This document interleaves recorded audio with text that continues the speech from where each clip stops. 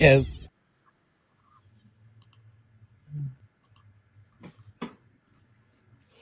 Hello, everybody. It is a fabulous Wednesday. I'm very excited. I am one of your hosts, Slurp Turpington, and I'm here with Miss Marilyn Bass, and we have an incredible guest. We're going to learn a lot about liminal something. So let's get liminal. I'm very excited to learn about that. But before we do that, and we introduce our guest, sharing is caring. So this is the time when I recommend everybody who comes on, take a moment, share the podcast. That's how, we are able to reach more audience, grow. With that growth, we're able to use that extra income to buy things like fake mustaches and assortment of flavored pickles. So please do so. Miss Mary Lynn, introduce our wonderful guest. So Jamie, how do you say your last name? Houk. Houk. So I think you got it right. So Jamie is a licensed therapist, a hypnotherapist, and a liminal guide. So what is a liminal guide? Well, I help individuals that are like in that in-between space, right? I kind of also view it as like when we're in between chapters of our book or our lifetime, right? And so sometimes we can get very stuck, or we can feel lost, or like, oh, I want this to happen, but this is happening. Like we can get very stuck in those in-between spaces. And so that's where I come in and kind of help, like, how can we navigate you through the darkness and to the light, or how do we get through that to the next phase? Mary Lynn absolutely needs that help, but only the in-between would be like the toilet. Oh, okay. How did you know? Yeah. You just can't go that long without having to potty, I get worried. I think you got that backwards. It's him every couple hours. That is I was going to say, let's not bring up slurps, right? Probably. Right. Fair. So it's basically trying to help somebody, I guess, transition from like one stage of their life to the next. Mm-hmm. Yeah. Which I get, like, I guess, like, let's say you're like a war veteran, you've come home, mm-hmm. and you're trying to, I guess, like, reacclimate. Mm-hmm. Yeah, definitely. War veterans. Yeah. Or individuals, like a big part is when our identities are impacted in some sort of way, whether some people lose their job, or their job is no longer fulfilling, or their kids grow up and go out of the homes, or what do I do with my career, type of thing. That we can all be in these in-between spaces where there's significant choices that come up for us. And sometimes it can be hard to decide, what do we do? That sometimes we end up not making a choice, and then we stay stuck. Yeah. Okay. Yeah, that makes sense. And I can definitely see why that would be. So is that where would like astrology signs, does that affect that? In what way are you saying? Well, like you had mentioned earlier about Mercury being in retrograde. Yeah. Would that affect like your ability to make those decisions? I guess it depends on one's beliefs. I mean, from my belief, it definitely can impact that, or it could provide some sort of blueprint. I know that I've had some phenomenal readings from astrologists, and it's like spot on for things. And however, though, the thing with it, though, is that oftentimes what we think something means, it may not mean that, right? So like an example that I can think of is in my astrology reading is like, oh, a big secret's going to be revealed. And of course, my mind goes to worst case scenario, like, oh my gosh, what is this going to be?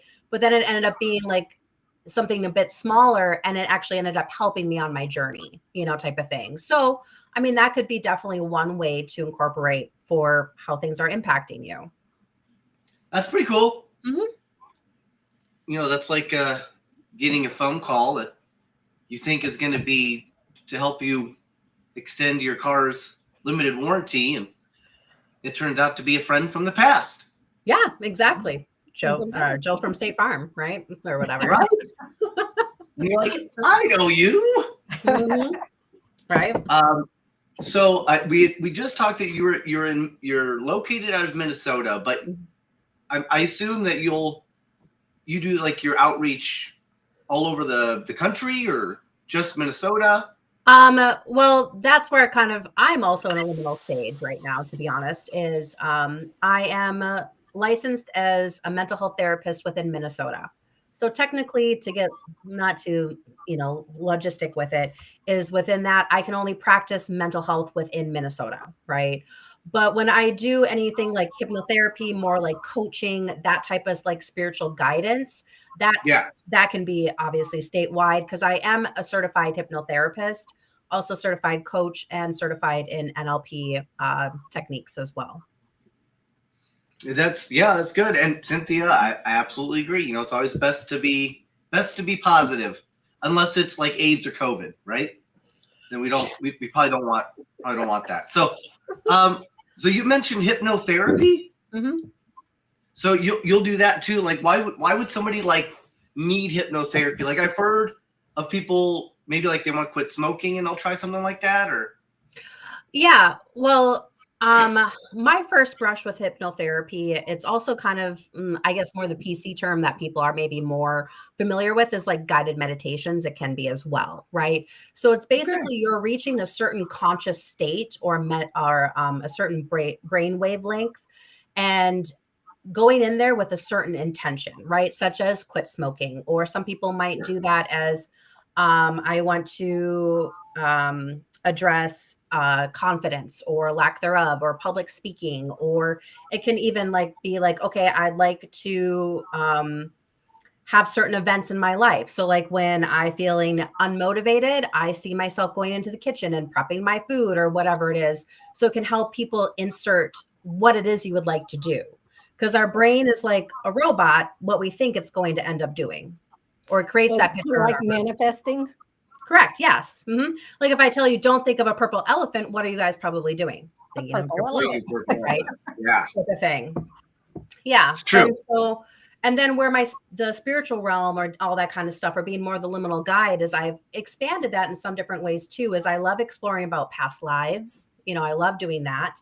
Also incorporating, okay, what is your safe space? Right? Because we all have that space. Sometimes we need to retreat from all of the chaos going on in the world, all that kind of stuff, your own life, right? Versus the toilet. What's that? Right back around. It's great. And that's why he goes in there every couple hours. Yeah, I know, right? Yeah. And then you can also go into addressing like shadow parts, fragments, soul pieces, inner child. There's so much you can do within that realm. So you're talking about shadow work, right? Yeah, the shadow work. Yep. Mm-hmm. What do you mean by like shadow parts? Like if somebody has like a missing limb? No. Like with you? No. Does that mean I secretly still have my foreskin? It's just. Well, that's a different topic, Slurp, I think. Okay, so not that type of shadow part. That would be a different. Okay. That's an energetic, whatever. Anyways, wait, what was the question now? I am totally forgot now. What do you mean by like shadow parts? Oh, okay. So sometimes when we go through life, right, we experience significant traumatic events or something that's very, very highly emotional, or something that lasts for a long time, right? And so there might be these shadow parts of ourselves that comes forward as a way to protect us or help us get through those hard times, right? And however, though, there's maybe that fragment or that part of you that's still stuck in that timeline or that past, right? And so it can be an integration of going back to that time, reconnecting with that part of you and being like, hey, it's okay. You're good. I appreciate you. Come back with me and integrate. And you can feel it's a type of unconscious integration resolve, I guess. So it's kind of like acknowledging things that's happened in the past and bringing them forward and getting rid of them and just taking care of them. So that way you're not honing in on it every time you think of something. And that just takes you to that emotional spot. You can acknowledge it and release it. Yeah, it's not as the emotional tie isn't as tied to it, right? Yeah, exactly. And Jamie, I am so sorry if somebody did not warn you about our podcast first. About me specifically, I do apologize. Mary Lynn did not warn me. She wanted to surprise me on this one, didn't you? Sorry, I usually do. I have this long dissertation. I need her to commit to this, right? Right. Yeah. So we have this section on our show. We call it Spirits for the Spirits. Mm-hmm. So we always do just a little libation. But if you don't have to, if you don't have anything, you just drink your water or coffee. Yep. Tea, that's great. I've got a little bit of Crown Peach. And Crown back drink it out of my little outhouse. And I've got my trusty fireball in my outhouse. Oh, cute. Yeah. Cheers. Spirits to the spirits. Cheers to the spirits.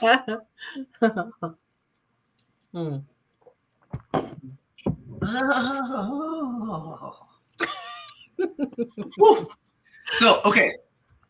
Aww, so I have a yes, Jamie has so far been incredible, and we're gonna get really philosophical here. Okay, so so ghosts, right? So so you believe in past lives, right? Mm-hmm. Yeah. Because you past life regression. So so do you believe in ghosts? Yes. Mm-hmm. Okay, so I guess one could think like maybe a ghost is somebody who's not moved on to the next life, right? They're kind of like stuck. Correct. Yeah. Mm-hmm. So then it comes down to, well, where are they stuck, right? Mm-hmm. Are they stuck here in this in a physical realm like us, or is there, people talk about a veil? So does that mean there's something like a dimensional plane between us, right? Mm-hmm. Something obviously paper thin, right? But it's there. They're definitely in some other type of reality in a way, right? So what if we're always there, right? So what I mean by that is, like, what if, like, us right now, we are there, it's just because we have the physical body, it's like attachments, right? Yes. So we kind of can control it like a mannequin, so we don't ever actually leave that realm. And maybe that might explain why some people, like psychics or mediums, are more in touch, because they can just see better in both realms at the same time. Correct. Yeah. Or do you think like that's maybe we are just physically here until we pass and then we move over? No, I definitely believe that there is another plane of existence. I know, even within my training, when we talk about, we're taking in like 42 billion bits of information in at one time, right? But then we delete, distort, and I forget what the other one is, but we delete and distort a lot of that information because we can only like process like a good 20 chunks on a good day, maybe 12, right? And so part of the information that we're intaking is also on the intuitive sense, right? So is it then that the psychic mediums then, we just maybe have a little bit more of that muscle in tune because we've been practicing it, or sometimes like some people just naturally have some gifts more. Like I was not born with the gift of athleticism, right? Type of thing. That's not me, but I can definitely be very in tune with people's emotions, very much an empath, and pick up on that. Right. But then too, we can practice that, right? I can definitely practice different sports and all that kind of stuff and get better, but it's just going to take some time. It is interesting because I was actually thinking about that on my way here. Is I'm like, it's interesting because whenever we've done past life regressions, you always go to a specific lifetime, but there's never been anybody that's been past life regressed to like a spirit or ghost time. Right. That's really I thought was very interesting. Like, I'm like, where's that thought coming from? But I was like, wow, that's interesting aspect. Yeah. So especially when you look at it in the fact that, you'll see investigators or psychics, they'll be like, oh, well, why help this person move on? Right. Yeah. So where do they move on to? Like, did they go into another life? If that's the case, how often does that happen? I mean, the fact that, there's 8 billion of us, right? You would think that over the tens of thousands of years, we've all should have at one point in our cycle probably had that type of stuck feeling, right? You would think so, yeah. Because I mean, how do ghosts get stuck or spirits get stuck, right? It could be a traumatic event, right? Like you don't realize that you're dead. They might make the choice to stay back because maybe there's unfinished business. Or I remember learning in my psychic medium class was like how a mother chose to stay back because she wanted to watch over her daughter. right? Or sometimes too, especially what we come across are on paranormal investigations, right? Is people are afraid of crossing over because of that judgment. Am I going to go to hell or whatever it is, right? And I guess that depends on your beliefs, but that's what can make a spirit stuck. But what's interesting though is once a spirit decides to cross, whether of their own accord or they come across a paranormal investigator and helps them cross or whatever it is, I guess depending on one's beliefs, that's where the spirit goes. Do they go to heaven? Do they go to hell? Do they reincarnate? Do they go up into where the Akashic records are and review their lifetime? And I mean, who knows? I don't know. Well, that's another interesting question too, because if it is based off of your belief, I don't know about you, but I've met many people in this lifetime that maybe they started off Jewish and became Christian, or started off as a Jehovah's Witness and are now a Mormon, right? Or so on and so forth. Something happens in their life and their belief systems change, right? So that they alter the way they're thinking. So that if let's say you're Christian and you believe in heaven and hell, and you die and you go to heaven or hell, can you just eventually change your mind? I don't know. I mean, that's a good question. Or I guess even a better question then too is like, if you go to one of those, like, what if then you decide to reincarnate, or do you just cease to exist? I don't know. I mean, those are the unknown questions that are very thought provoking. And that's why we do this. Yeah, no, definitely. It gets the mind turning of like, yeah, what would this be possible like, right? So Mike, your comment on being Jewish and changing, I thought Jewish was more of a heritage instead of a religion. No, it is a religion, and there are people that can, in fact, I would say the lady who just she ran with RFK for vice president. She actually just mentioned how she was Christian and how she just basically embraced the Jewish faith, the Hebrew faith. So I mean, it is possible to conform, right? Versus being born into it.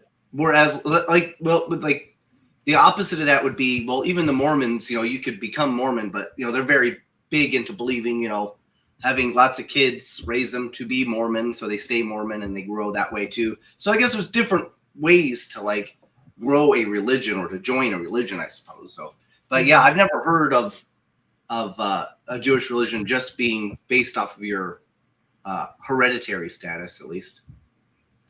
But I don't know. Yeah, I'll have to look that up. It's something called kosher, and it's in hot dogs. That's all I know. Or you can start your own cult, right? There's so many of those now. That's it. Cult of the Flying Spaghetti Monster. Yeah. So Krista's saying conforming for marriage is popular for some, and that is true. Yeah, absolutely. Yeah. Yep, that's true. Yeah. I wonder, it's probably like that for like cannibals too, right? Like if a cannibal marries a non-cannibal, she's kind of be like, well, I might as well become a cannibal now, right? I don't want to be, left out, right? Right. So. Yeah. Or be eaten. Yeah. I know. Right? Oh, hello, Miss Annie. And we got Ron in here. Yeah. But yeah, so why Minnesota? Born there, raised there? Yeah, no, I'm originally from the area. And so just kind of stayed around here. I did go to grad school down in Chicago. And then I moved back to Minnesota because there was like this teen youth program that I really loved working for right after my graduation, and that because I think that's such a pivotal time in a lot of our lives, right? Where there's a lot of that liminal space now, right? Type of thing that they're in. And sometimes I think like if they're just able to at least have one adult in their life to provide some consistent support or provide some insight, that it might put them on a different trajectory than what they're currently on. So exactly.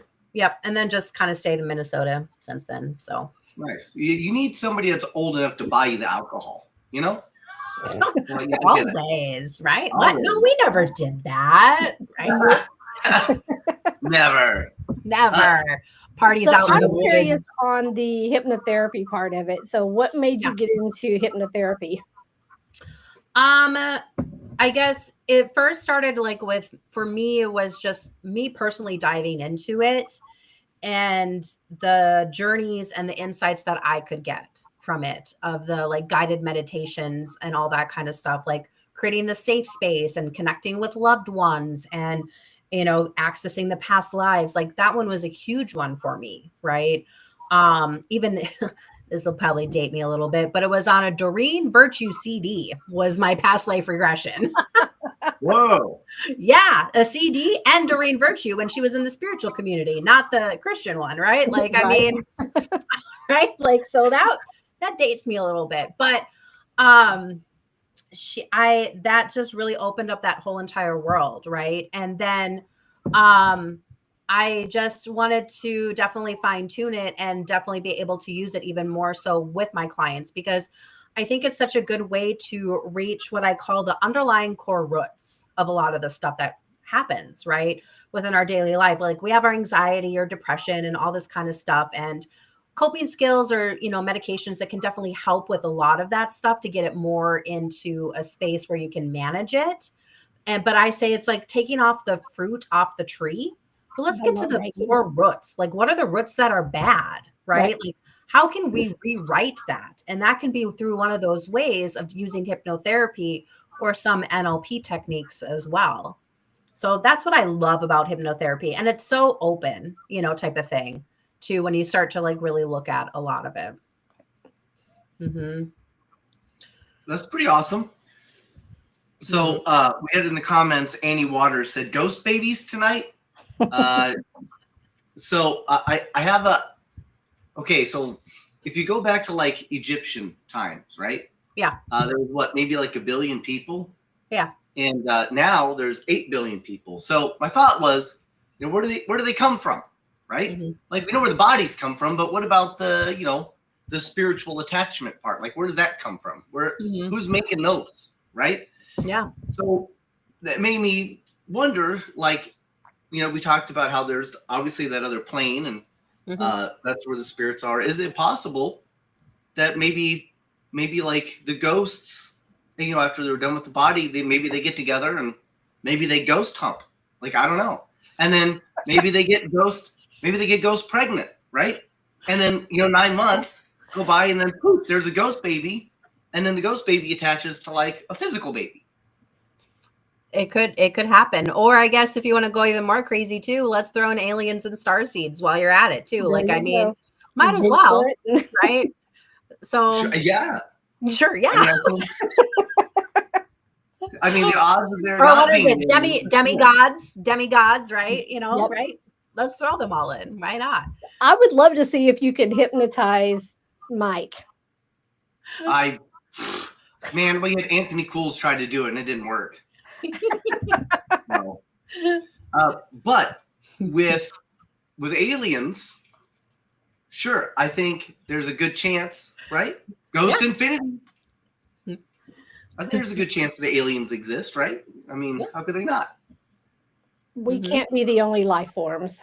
No, I don't. Well, I mean, and there's so many people now too that are feeling, I've dabbled a little bit in about like starseeds or alien races, all that kind of stuff. And some of it does resonate, type of thing. Or is it just about creating some sort of like community or again, something that people can relate to or feel a belonging to as well?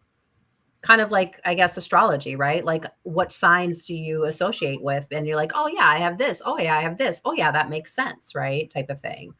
And that, yeah, I mean, it's a huge universe when you think about it. We are just like a droplet, right? Oh, so absolutely. Goes ovulate. Yeah. Gosh. Well, you bring Who up knows? There astrology. might be a whole nother plane of existence. That would be very interesting, wouldn't it? There should be a lifetime drama, like ghosts of whatever. That's what I was just thinking, making some kind of series out of it, making a little show.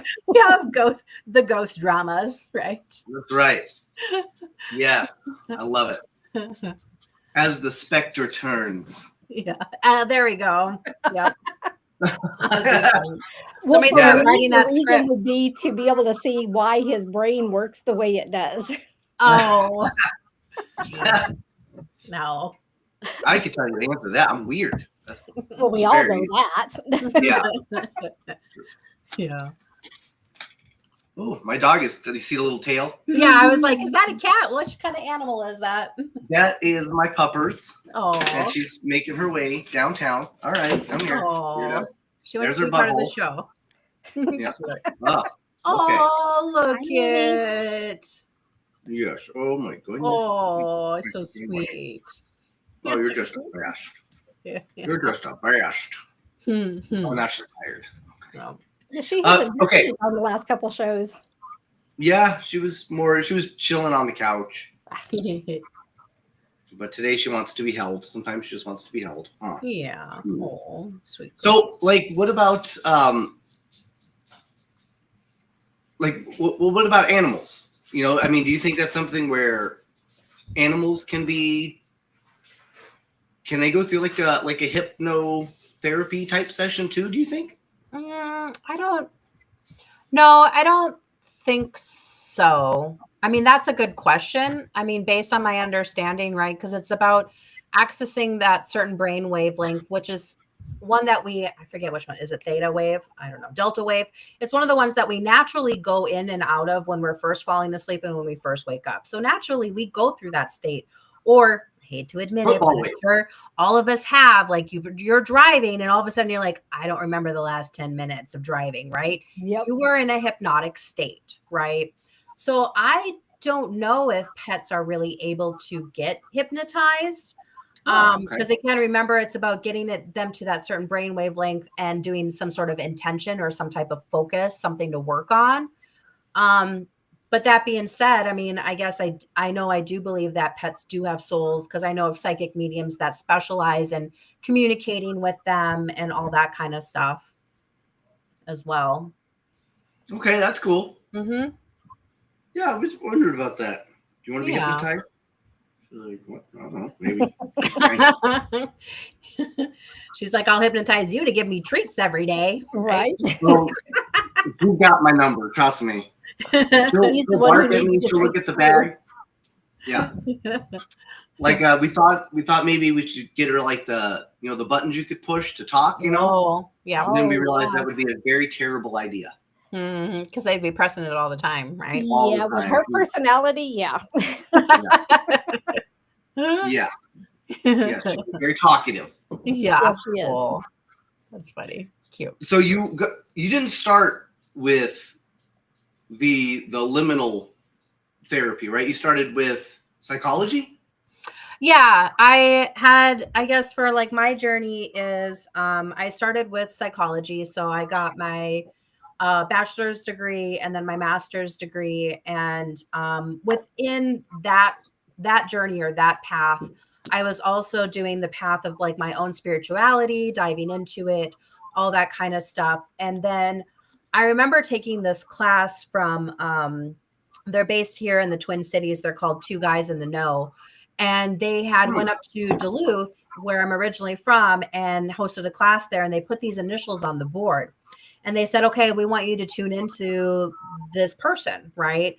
And then afterwards, they said, if you were able to get stuff, you're not only psychic, but you're also a medium as well. And so then that's when I realized, like, oh, I have this gift and that ability, and I can tune into some of those things. And that was really eye-opening for me, because this is just how I've always kind of been. Like, that's just been kind of who I am, right? Awesome. And so since then, it's been able to do that journey of like, okay, so what can I do with this now, right? So I've dabbled in a lot of different things. Like I've also been a part of some paranormal investigation teams, had some really amazing experiences. Nice. Yeah.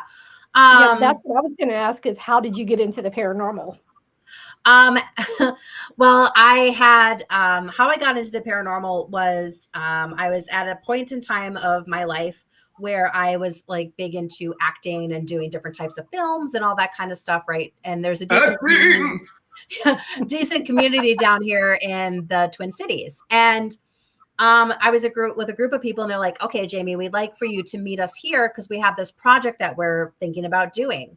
And so then they explained what it was, and we were going to do this kind of a bigger team, go to this place, do a paranormal investigation. What are you guys thinking, right? And I was so nervous, but I was like, okay, I need to let them know, like, I'm so interested, but here's where my role can be, right? So then that's when I really stepped in. I was like, so I'm really interested, but then also to let you know, I am also a psychic medium, right? And so that was huge for me because that was basically me diving off the edge of the dock, right? Like That's our awesome. first paranormal investigation. I purposely wanted to be kept in the dark, not know anything, right? And just dive right into it. And I did not know what I was getting myself into. Like I went in and I was like getting things. And like, of course, Brent was on the camera. He's like, oh, dude, that's so crazy, you know? And I'm like, what is it? You know? And then by the end of going through the entire house, like I was literally drained. Like, so yeah. That was part of that learning curve of, wow, it does take a lot of energy and going through and really tuning in to that other side. And so I did that. And then I started Indigo Cirrus because I went to events, would do readings for people, all that kind of stuff.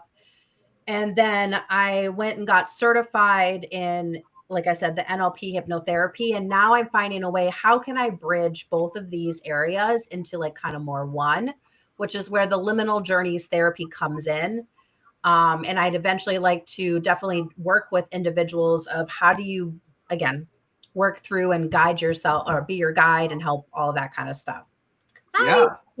So. Yeah. Jen, James, how you guys doing? Mm-hmm. So when you did your first investigation, Mm-hmm. so for me, the first time I did an investigation, I got to experience what a dead raccoon smelled like. Okay. So did you experience anything like that? It was not a raccoon, it was a skunk. Oh, was that? Oh, right. I mean, a skunk. A raccoon is either way, it was a dead animal, right? That probably did not Honestly, smell well. I thought it was old hot dog water. So let me set the scene. We are at the Black Swan Inn in San Antonio, Texas, and it's storming like crazy. There's a dog that comes in. She's part coyote, and so she chases the skunk underneath the house. Oh no! Okay. And so all of a sudden he's like, "Hot dog water," and I was like, "No, that's a skunk." He had never smelt a skunk before. What? Yeah, I'd never. Oh my gosh! I live in Las Vegas. This is as close to a skunk as I've gotten. So that's for me. It's like I'm just. Oh, she's like, how do I'm you not get a the skunk smell? That's right. She's not, huh? Oh You my smell gosh! like roses and Wow. Yeah. No, I did not experience a skunk. Let's see, my first time. I'm trying to think because we went back several times to that place, and there's so many different experiences. Oh, what was the location? Do you remember? It was Melbourne Manor down in Iowa. Oh, I thought you were going to say Australia. No, that'd be a long trip. Oh, right? I'd love to go there. Mm-hmm. Yeah. No, Melbourne Manor. Mm-hmm. Yeah. No, it's a really good active place. I will tell you that. And what I love about it too is that it's got such a rich history as well. It was like a home, and then it was turned into like a hotel, and then it was also like what was it for individuals like that nobody wanted or didn't want to deal with their mental health, and then it even turned into like a nursing home almost type of thing, or hospice care. Yeah, so it's like all of that in one area, and it's got tons of energy, and it was definitely a learning curve and so many different spirits to interact with and all of that kind of stuff. And the biggest thing for me in going through that experience was having that validation, right? That the stuff that I'm getting is legit, right? And sometimes it might be garbled, right? Because how I get information is I get it more in pictures in my mind. So it's like playing Pictionary sometimes, right? Because it's like they show me an apple and I'm like, what is this supposed to mean? Like, did you eat apples? Were you a teacher? Like, I don't know. Can you give me more than that, right? Or a big one for me, though, that I've noticed is probably my strongest one is I feel things in my body, right? So I will literally start crying, or I'll literally feel this pain in my chest, or I'll feel pain in my foot. Like I'll feel that like in my body type of thing. And then my third one is just the knowing or the hearing. Like I'll hear a phrase or something like that. And what's interesting, I don't know, Mary Lynn, maybe you can answer this too, is for me, I've noticed that like, I don't know how you'd want to phrase it. I don't know if it's like how you would phrase it, but like the darker spirits or lower negative energy spirits, they sound louder and clearer in my mind than the higher vibrational ones. I don't know what is your experience with that? Same thing for me. Is like I hear them stronger, but I have kind of, so I do my doors so I keep protected. I can hear them, but I keep protected against them so they're not able to come through. And I really don't communicate with them. I'll hear them, but then I push them away. Okay. I think it's probably because they want more attention. They do. Yeah, I think they're more aggressive and they're darker and they're sucking all the energy out of people because everybody's mad, everybody's angry about stuff. Or they're causing the chaos and the fear, and so they're feeding on that energy, so that makes them stronger. If you're feeling it like in your body, like you said, one of the things is you feel in your body. Are you ever like concerned that you're gonna have like that feeling and then it just turns out to be gas? I hope not. And then you're like, or hope we don't have the flare on at that point in time. Who knows? They might see like a little puff gas thing, right? Well, why like, I smell back sulfur. It's a demon, right? It's a demon. Yeah. Sounds like a growl on an EVP session. Exactly. That's your stomach growling.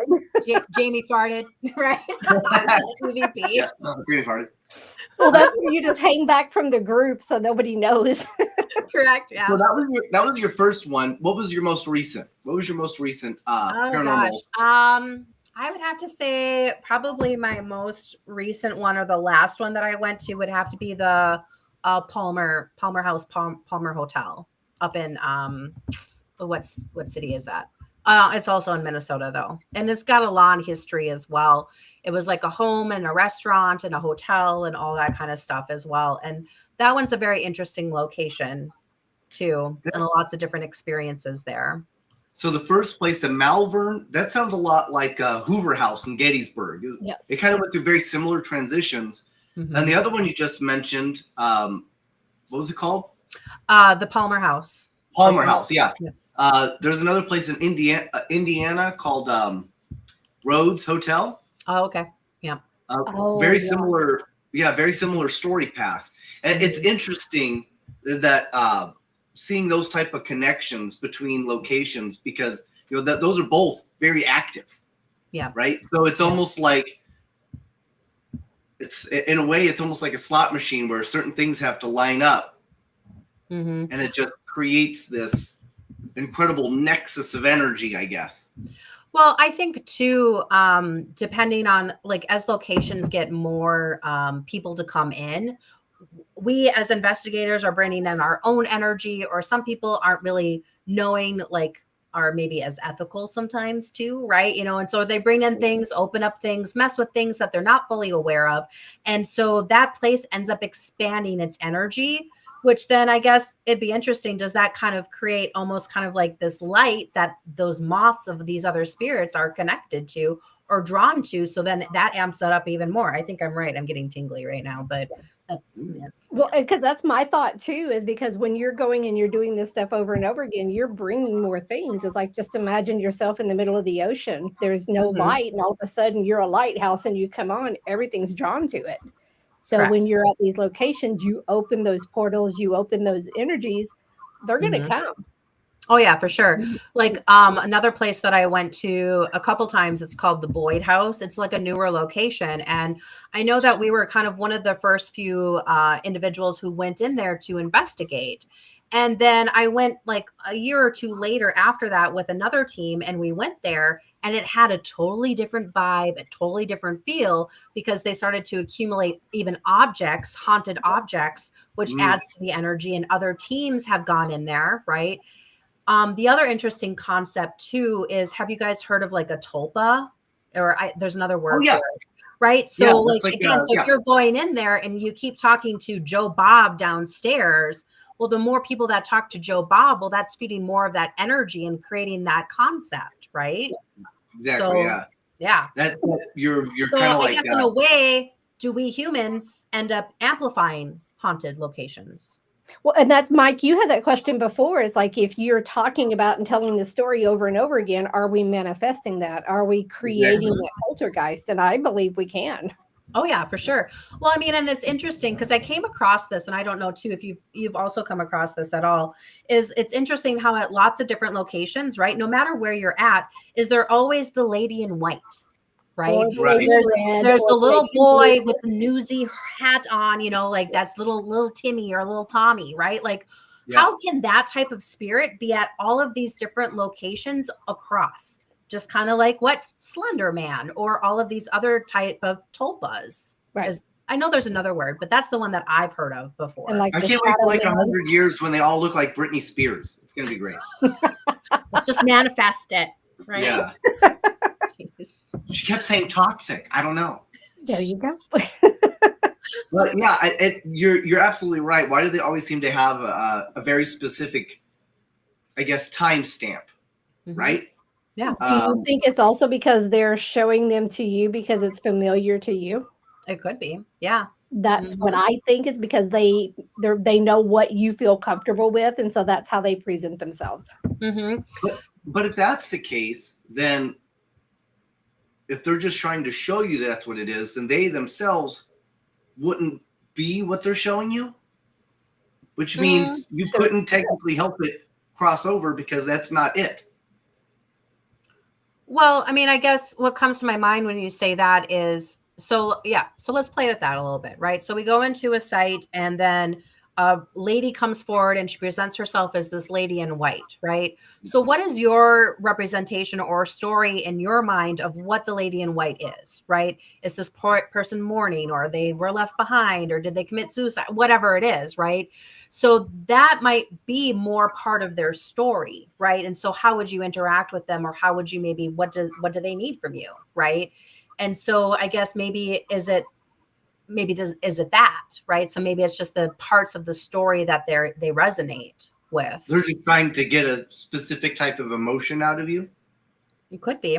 I don't know. Maybe. I guess that's another thing, right? Yeah. Why do spirits interact with us or not on certain sites, right? And that's like, why too, I think. Go ahead. I was gonna say, when you know that it's a certain person, like somebody's grandmother coming through, but you know that they were, say, 80 years old when they passed, but they're presenting themselves as 30 or 40. You know, so have you ever ran across that?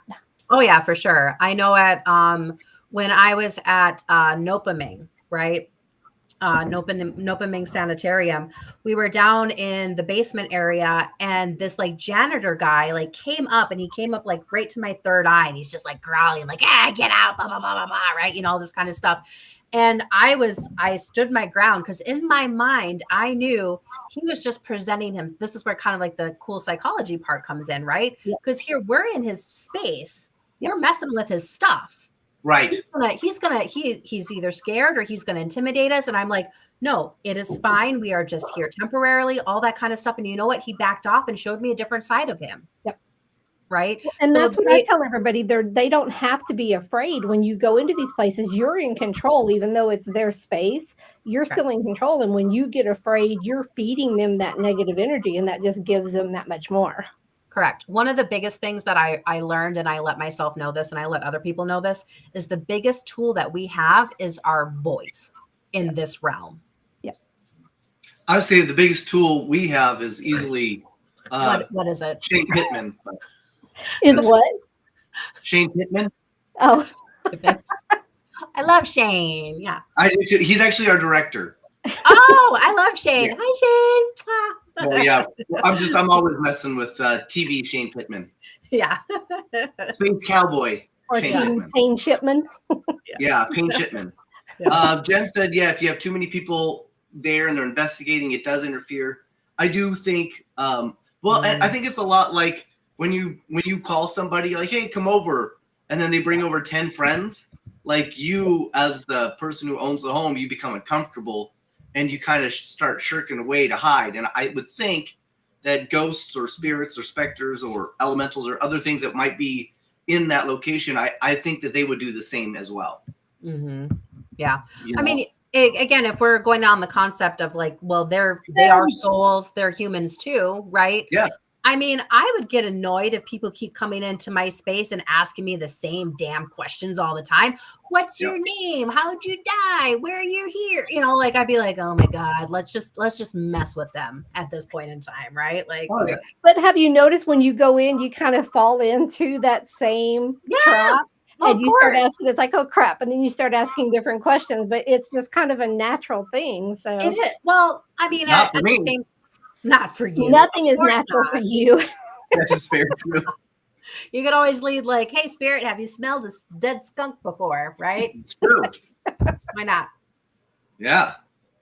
Sometimes I put hot dogs in my pockets now. He really does. So on our show that he has this thing about snacks. So I never know where he's got the snacks hidden or anything. So our show is totally unscripted and just have to follow along with whatever he does. That's true. It's true. That is true. That is accurate. Thing, Mary. And like you mentioned, like a woman in white. Yeah. You know, and it's kind of like, what is your visualization, I guess, when you think of a woman in white?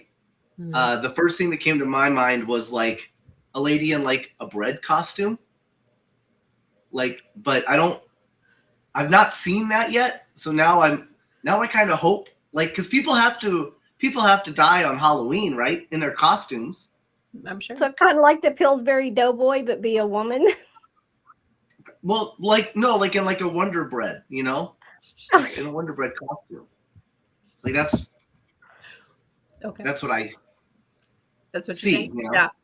So it would be interesting to see like, I bring that up because like if you know when you pass, do you suffer from the ailments that you had on your physical body? For example, you know, if you were born with no legs, would you then in your afterlife, would you go on to be the same with no legs because you've never experienced them before?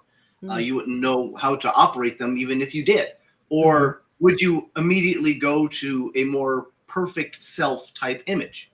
You know, in other words, is Stephen Hawkins totally fine, or is he like struggling to get up some stairs somewhere? Like, I don't know. I guess I don't have the answer to that question. I mean, I guess with Stephen Hawking's, like what you said earlier, he could present himself how he was before he got sick or when he was sick, right? But I mean, that is an interesting concept. Like if somebody was born with no legs or a certain deformity or something like that, would they present themselves with that, right? Yeah. And I guess as I say that, they probably would, because that was their truth. That was part of their identity, right? Like again, at one of the sites that I went to, I was like, oh, I'm picking up on this woman. And I feel like it's going back and forth. Like, it's almost like there's so many voices in my head, but it's just hers, but there's so many. And I picked up on the fact that she had been diagnosed with schizophrenia, you know. Oh, and that's where you were kind of feeling. So that's what I was picking up on. And so, because that was her reality. So that's how she presented herself. Yeah. And then, you know, do they have the option when they pass to maybe decide, okay, well, you know, you're born with no legs. I didn't like this. I didn't like this ride. So I'm going to go back. I'm going to revert to, you know, somebody that I was in a past life. And that's how I want to present myself. So you go from. So that's my question is, if you pass, would you know when you're on the other side, do you know about your other past lives? Or do you just continue with this life? Well, what, you know, we had mentioned earlier that what if there, you know, there's that veil, and what if you spiritually are on the other side and you're just kind of controlling us, kind of like a marionette. So only certain information and processes can pierce through, right? So would that mean when you kind of cut ties, you go back to remembering everything? It's just you can't get it to push those memories. You can't get them to push, you know, through the veil. Well, Mike, that's kind of like your analogy on the skin of a snake. Right. So I have my own hypothesis that so when you I do believe in past lives. I do believe that is a thing, but I think the reason why you can't vividly remember them, is because when you finally pass, you leave that body. You leave all the memories, all the thoughts, all the feelings, all the connections, all the emotions. You leave them there for all the things that they're connected to, right? So psychics can tune in and say, "Oh yeah, your grandpa's watching you." Well, if my grandpa's watching me, and then that person's grandpa's watching them, and then nobody's being reincarnated because they're all sitting here watching us. But I think there's a good chance that what if you shed it like a skin, so it stays. It all stays behind, and then you go off and you get to create something completely new. However, just like with a snake, little bits of skin can get stuck to the body, right? Yeah. So you have these little pieces or core memories or little parts that you can possibly remember that for some reason now you're a prodigy at playing the piano, or you can remember sitting on a ornate stone chair looking out over some pyramids, right? You just have these little key fragments, and we're just kind of going through our life after life, just kind of recreating and growing. Well, that's where I say that that's why you have collections. If it's something that you really like, like me, I collect swords, I collect drag. There's a past life that's connected to those. So no, you're just a hoarder. That's that too, but wow, that called you out real quick on that, didn't he? No, but yeah, maybe there's like little things, and maybe there's even certain parts that when you do leave it behind, maybe there are certain things that ooh, I really like that, so I'm taking that with me. Yeah, no, I definitely feel like there are parts of our soul that remembers things, right? Like Marilyn, like you said, like I just feel like this has a lot of meaning to me, right? That relates back to have you ever been really drawn to a place? Like I know I've always loved Egypt. Before wanting to be a psychologist, my ideal job was being Indiana Jones, being an archaeologist, being in Egypt. Like I wanted to go. Like that was my dream, right? Like I've always had this calling to there, right? And or people's fears, right? For some reason, like are people afraid of bridges or open water or being on boats or certain things? Does it relate back to like a past life trauma, right? Type of thing. I know of a friend of mine. He does a ton of traveling all over the world, right? And it's really interesting because him and I have talked a lot about past lives, and he mentioned about how he went to Venice, right? And him and his significant other were like, "Oh, we need to get over here," and so he just went like, boop, boop, boop, boop, boop, like all of this like back alleyway type of thing. And his significant other's like, "How did you know to go there?" He's like, "I don't know. It's just this intuitive sense. Like I just knew it, right?" Because he's had a past life in Venice, right? So it's interesting so there's so many stories about people who remember past lives, or we just have this knowing. Again, that intuitive sense or this drawing to certain places or things or people even, right? Why is it that they say that we reincarnate within the same soul circle families, right? We just play different roles a lot of the time. Sure. Well, that's like when you meet somebody, you feel like you've known them forever. That's why. Or the opposite. You're like, I just don't like you for some reason, right? Type of thing, right? Well, and that's where you're talking about like the past lives. For me, I have a fear of heights. And I know why. That's why I'm so short, but so I stay that way. But it's because in a past life, I've actually gone off of a bridge and it was in a vehicle upside down and I couldn't save my kids. So me and my two kids we drowned. So that happened in 2 different lifetimes. So that is my total fear of bridges. And it's just, even heights. If somebody else is driving, I'm okay. But if it's me, we're going slow. We are going. Yep. Yeah, she makes me drive when we're going through mountains and stuff. Yep. It's true. Yeah, that's true. Well, there's nothing better than being a passenger princess. Let me just say that's what they call me, is passenger princess. That's okay. I love it. I'm good with that. What did Jen say here? I feel sometimes deja vu comes where you swear you have to be there. or you've done this before, you've met this person before. Yep. Yeah, I mean, it's really deja vu-y. But we just had that in Hautlanta. I turned to Mike and told him I felt like I've done this before, just the people that were around. Mm-hmm. Yeah, there's lots of different beliefs about deja vu, and I guess it's landing on the one that feels and resonates with you. Is it like a wink to yourself of like, hey, pay attention here, or yeah, have you been here before, or this is an important moment, or something like that. Mm-hmm. Or you've had the vision in the future. Correct. Yep. Mm-hmm.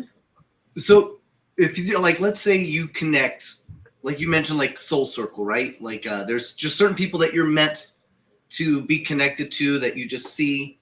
But what if somebody that you're really close to winds up in like a very unconventional, like you walk into like a Red Lobster and there's this lobster in a tank and you go, oh my God, it's Lou. Oh my God, I haven't seen you in a million years. Lou, what are you doing, dude? Oh my God, you're a lobster. Is that possible? Or do you think we just come back as like humans?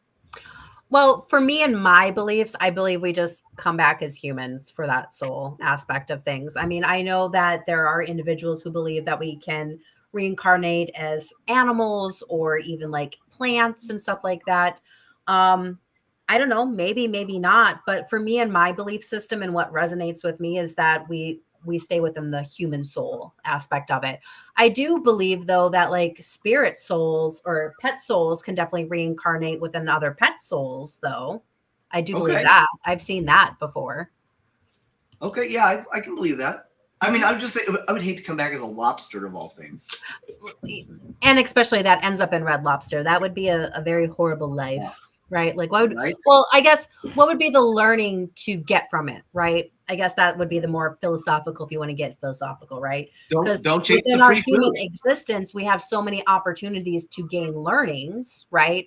When you're just like a lobster, what is the learning to get that would help your overall soul evolve? Don't chase free food. If it looks too good to be true. Yep. If you see the net and everybody's running, run. Right? The other way. Right. Go the other direction. So James saying deja vu is the merging point of two different realities in the vortex of the universes. Oh, I love that. That's my son. Oh, okay. Hi, James. I like that. Yeah. Yeah, I mean, maybe that could very well be what, or the other people that think like the Matrix is a real thing and it's like a glitch in the system, or something resetting, or I've even heard people say that it's something where you've experienced it and you have decided to alter its outcome. Mm-hmm. So you've gone back to try to do it again. Yeah. But so can you really alter the outcome? Because I think in the end, you're going to land where you're supposed to be. Well, but what if you're not satisfied with that answer? And you go a different path, but you're going to end up in the same way, just on a different path. Right. But that's only for you, right? Yeah. So to somebody else, they may decide that they want to try to alter the outcome. Even if they can't, they may not exactly stop them from attempting to try. Well, maybe that's why they come back, and reincarnate, trying to redo that and make it, fix whatever is not working for them. Mm-hmm. Oh, right. Like a Windsor knot on a tie. Like you just can't get it right. You're like, you know what? I'm going to give that man one more shot. Or you could be like Slurp and just get clip-ons, right? There you go. Yeah. I've been saved by clip-ons a couple of times. I'm not going to lie there. Yeah. So we just went through Hautlanta. It was a great time. Great time had by all. Great event. Our next one coming up is the Lone Star Paracon, where we will be hosting a VIP bowling party. And the Lone Star Paracon is in San Antonio. It is put on by the Kling brothers. They did Ghost Lab, right? Yep. Is that right, Ms. Marilyn? Yep. Yes. So you can check out their show, but they will be there and some other folk as well. And then we have Booze on the Battleship coming up shortly. You're skipping two big ones. So we've got April 5th. I know. I'm skipping which one? Yeah, April 5th is the Paraventure. And then April 19th is Cajun Country. Oh, and then Cajun Country. Wait, I thought when's Booze on the Battleship? April 26th. Oh, okay. We have 3 in April. Okay. I got to keep them in order. Yeah. So we've got, so Paraventure in Michigan, right? Yes. So we will be there. Michigan. Marilyn and I will actually be in Michigan. So anybody that purchases tickets to the Paraventure, and it's like $35 to $50, and it is an online paranormal convention, and all of the proceeds go to the Michigan Autism Awareness, which is really, really awesome. It's a great nonprofit. And we will be there to do a live investigation of some place. I think it's a McDonald's. I'm not sure. Eloise. And then it's a Wendy's? Eloise. Oh, Eloise. Oh, I thought you said Wendy's. I was so close. That'll be after. Are you getting hungry, Slurp? I'm always hungry. We are not going to forget the Cajun Country. We already mentioned that one, April 12th. Yep. Cajun Country is April 12th, and that will be in Lafayette, Alabama? No, Louisiana. Lafayette, Louisiana. Okay. I don't. And we are sponsors, we're speakers, and then I'm also doing readings there. Nice.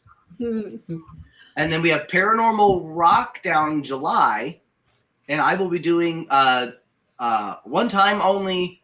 I will be doing a stand-up comedy event at Paranormal Rock down, and then any money that's made from that will be donated to Broadhead Manor to help them repair their roof. Yep. Nice. Which is good. We don't. A lot of these places that you go to that you love to investigate, a lot of them, they're older and they need help. They need money. They need to, if you want to continue to enjoy them, we have to put in a little bit of work, and we got to help them out a little bit. So keep that in mind when you go to some of these places, and ask if they take donations or maybe what you can do to help out some of these spots.